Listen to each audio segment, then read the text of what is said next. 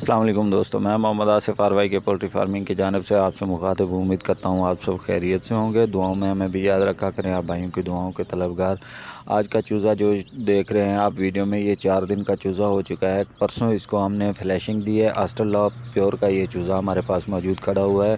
پرسوں اس کو ہم نے فلیشنگ دی ہے، آج اس کو NDIB کی ویکسین کرنے لگے ہیں۔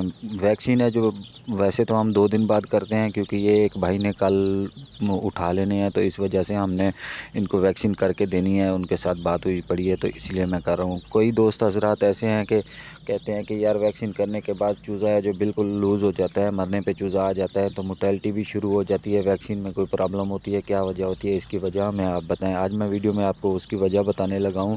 اکثر اوقات جو سٹارٹر مرغی کا چوزا ہوتا ہے نا، جو سٹارٹر مرغی کا چوزا ہے، اس میں قوت مدافعت اتنی نہیں ہوتی ہے۔ بھاگ دوڑ کرنے میں تو ایکٹیو ہوتا ہے وہ چوزا، بالکل ایسے لگتا ہے کہ تندرست ہے۔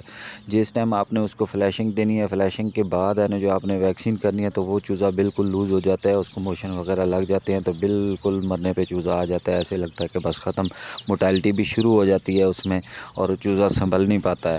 کوشش کیا کریں کہ آپ 3 دن پہ جا کے یا 4 دن پہ جا کے اس کو فلیشنگ دے، ہلکی پھلکی فلیشنگ دے کے 2 دن کے بعد ویکسین کریں NDIB کی، تو اس سے مسئلہ نہیں آئے گا، کیونکہ قوت مدافعت اس میں اتنی ہوتی نہیں ہے۔ سٹارٹر کا چوزا ہوتا ہے، ایک تو سائز میں چھوٹا ہوتا ہے، 25 سے 28 گرام کا چوزا ہوتا ہے، 30 گرام کا چوزا ہوتا ہے، تو ویکسین ایک اوور سے آپ نے فلیشنگ دی، فلیشنگ سے بھی کمزور ہو جاتا ہے۔ دوسرا آپ نے ان کو ویکسین کرنی ہے، ویکسین سے بھی چوزا کمزور ہوتا ہے، تو اس وجہ سے وہ موٹیلٹی شروع ہو جاتی ہے۔